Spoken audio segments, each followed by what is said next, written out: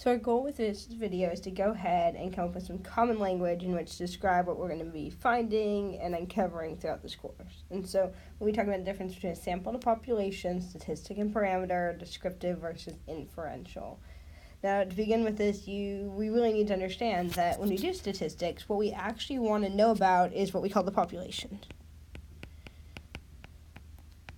The population is the full group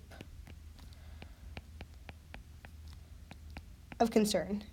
So, for instance, it might be all students at Loyola.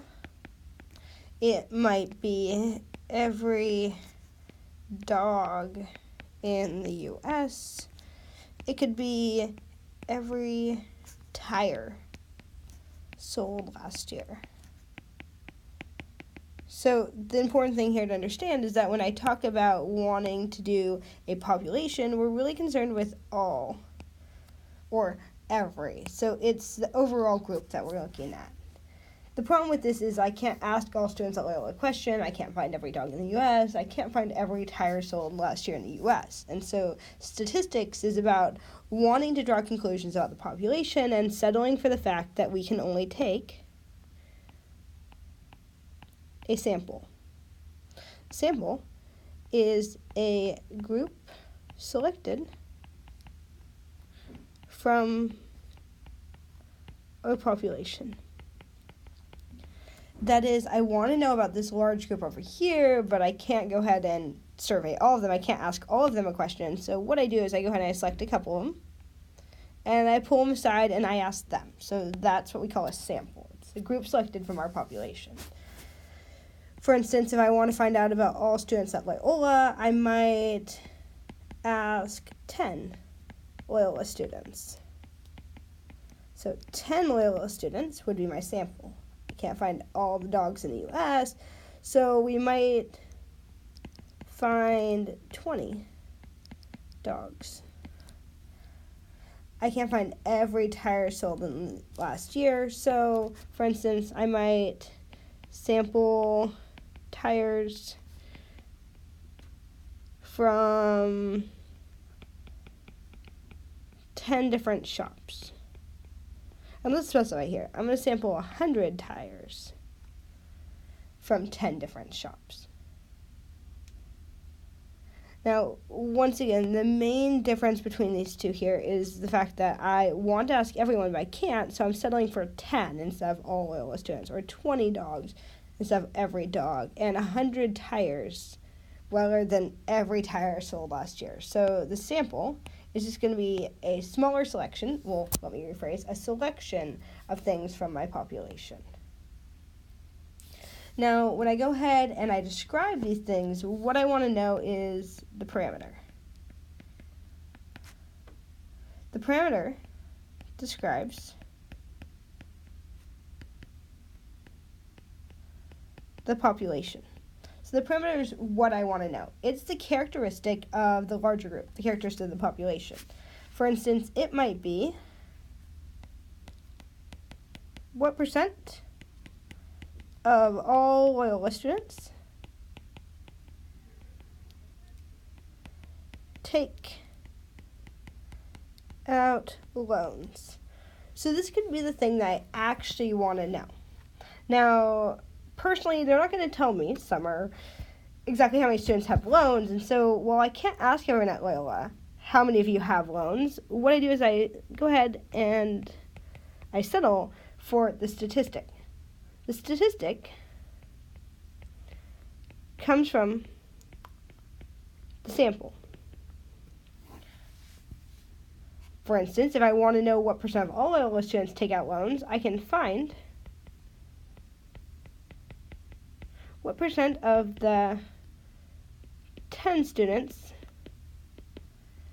asked took out loans. So, parameter refers to the population. It's the characteristic I want to know about. Statistic comes from the sample. It's the thing I'm settling for. And what I can do is I can use this to make a guess about exactly what my parameter is. In this example, we're going to be looking at populations versus sample and parameters versus statistics, specifically identifying these within an actual example. The data we're looking at here comes from the Pew Research Center, and we've got it in a table on the right side and then just a statement on the top left.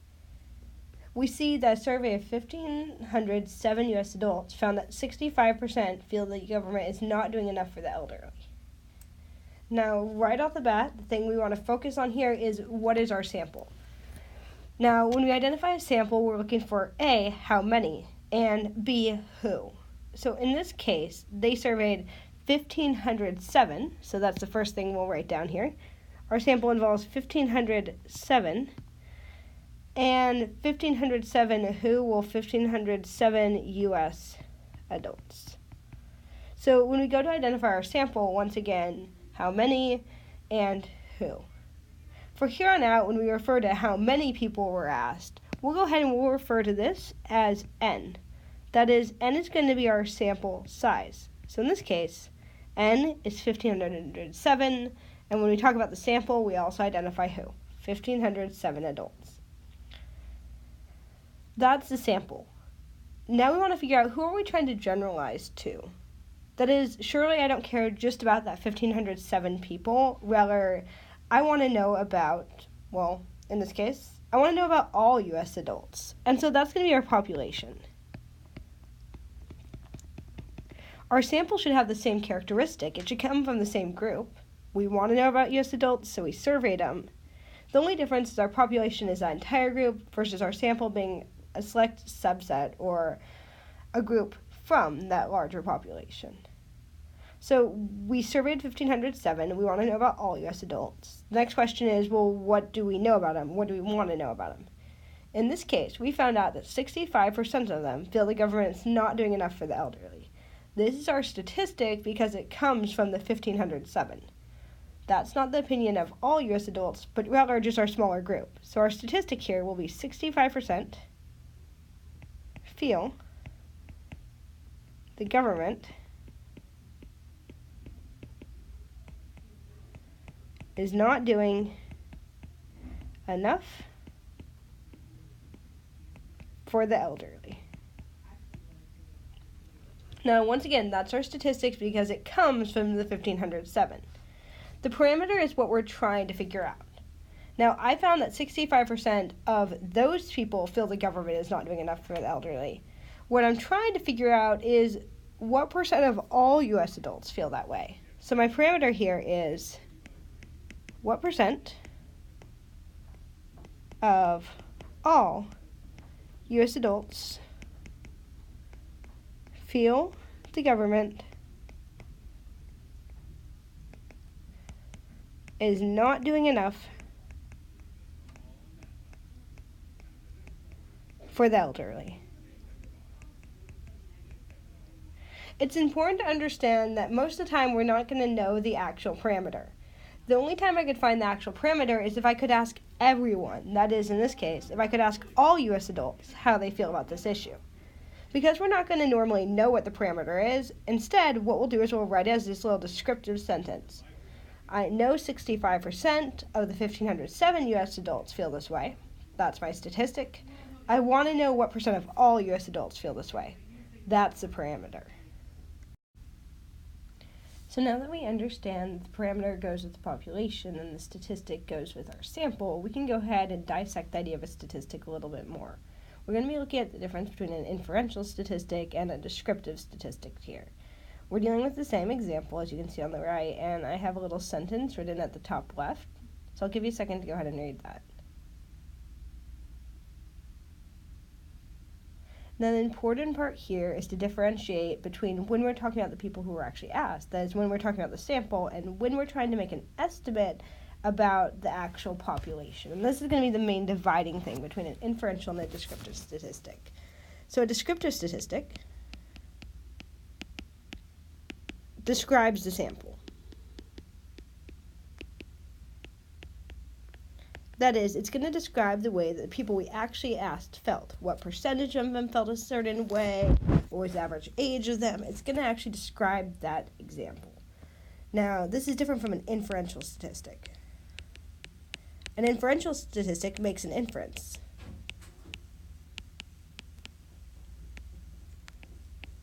Or an estimate about a population or future samples. So descriptive actually describes what happened. Inferential makes an inference or an estimate about what's going to happen. Now, in a lot of cases, we won't have both an inferential and a descriptive. The example here, we actually do. So looking back up here, we can see that we have 61% of the people asked felt the government does not do enough to help the middle class. This is what we call a descriptive statistic. And it's descriptive because it describes what percent of the sample felt this way. So descriptive, once again, describes what the sample felt. And we can tell it's descriptive because it says 61% of the people asked, or 61% of the sample. Once again, this is different than the inferential statistic, which says we can estimate that between this percent and this percent of all adults feel this way. So that between 58% and 64% of all U.S. adults feel this way is inferential because it's making an inference about what could happen with the population. Now, once again, I want to be really clear that we might not have both of them. For instance, if we looked at just the first sentence, we could have descriptive and not inferential. If we had just the second sentence, we could have inferential and not descriptive. Now that we've gone ahead and gotten some common vocabulary, we're going to go ahead and start talking about how we standardize our notation. Now, I want to go ahead and admit I'm going to throw a bunch of different notation at you today, and so some of it you might not be familiar with. That is some of the concepts you might not have seen before. And that's okay, we're going to get more in depth in it later. I'm just going to go ahead and introduce the notation now so you've seen it before. Now, when we go to talk about notation, we're going to go ahead and divide it up into talking about, might help if I had a pencil, into stuff for our sample and stuff for our population. So let's go ahead and talk about sample first. The first important part of our sample is going to be our sample size. This is going to be represented with a lowercase n. For instance, we might say our sample had 50 people, and if this is the case, then we can also just say n equals 50. So that can be the number of people or the number of objects in our sample. The next thing we're going to talk about is an average. We're going to learn later on that there are a couple different types of average. We're talking specifically about the mean in this case. And our mean, we're going to represent by an x with a bar over the top of it, and that's a lowercase x. Now, I want to go ahead and admit this isn't universally standard. That is, other textbooks might use slightly different notation. For instance, you might see something like a y bar. You might see other letters with a bar over the top of them as well. So if you see the bar over the top, it's a pretty safe assumption we're talking about an average with it. A good example of that is if I say, out of 25 students, average age was 19. In this case, I have my average age, so x bar is 19, and I also know that n is 25. Now, aside from sample size and average, next thing we want to talk about is what we call our proportion. A proportion is just our decimal representation of a percentage. And the symbol we're going to use for this is going to be p, that's a lowercase p to be specific, and a little hat on top of it. So, a good example of this is if we say, out of 100 people, 25% prefer cats. Now, in this case here, we can go ahead and see that we have a sample size, that is n equals 100, and we also have a proportion, so we'll use p hat to represent that. In this case, p hat, the percentage of our sample is 25%, so the decimal representation of that is 0.25. And in case you've forgotten to convert a percentage to a decimal, we just divide it by 100. So 25 divided by 100, 0.25 there. So far, we have our sample size, our average, and our proportion. There's one more we're going to go ahead and introduce here, and this is what's called standard deviation.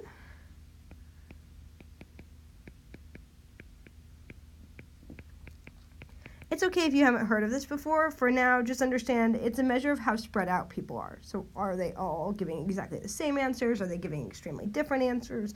That's kind of what standard deviation measures. And we're going to use a lowercase s to represent the standard deviation of our sample.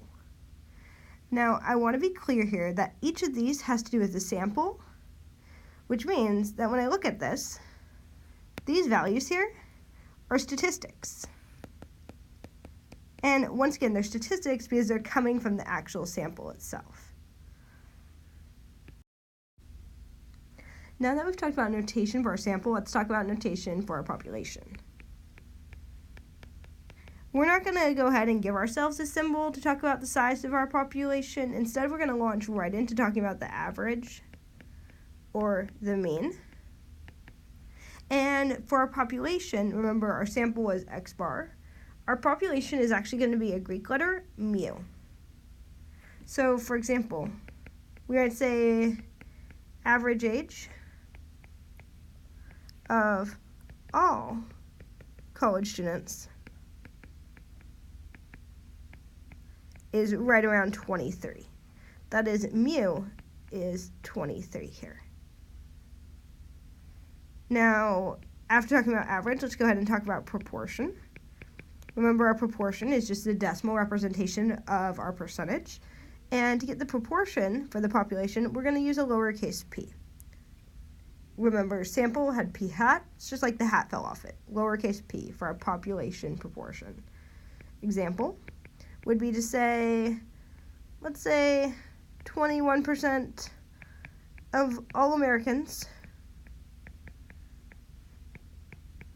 would want a bagel toaster.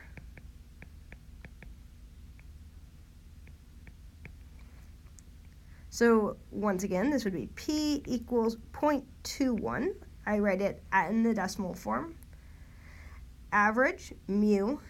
Proportion, p. The final one we'll talk about is standard deviation.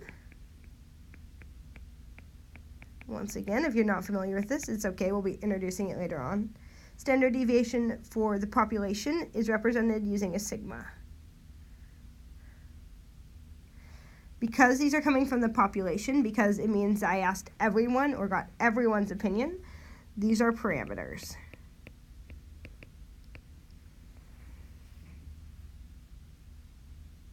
Now, what I'd like to do is go ahead and put all of these side by side so we can go ahead and see them. So we'll scoot this up really quick. And we'll go ahead and say for sample and for our population. And we'll start here by talking about average. And once again, when I say average, I'm talking specifically about the mean. Our sample is going to be X bar. Once again, you might see Y bar instead. And our population average is mu. Proportion will be p hat. That's the percentage of people who said something. P would be the percentage of everyone who believes something. And finally, standard deviation will be lowercase s and then sigma.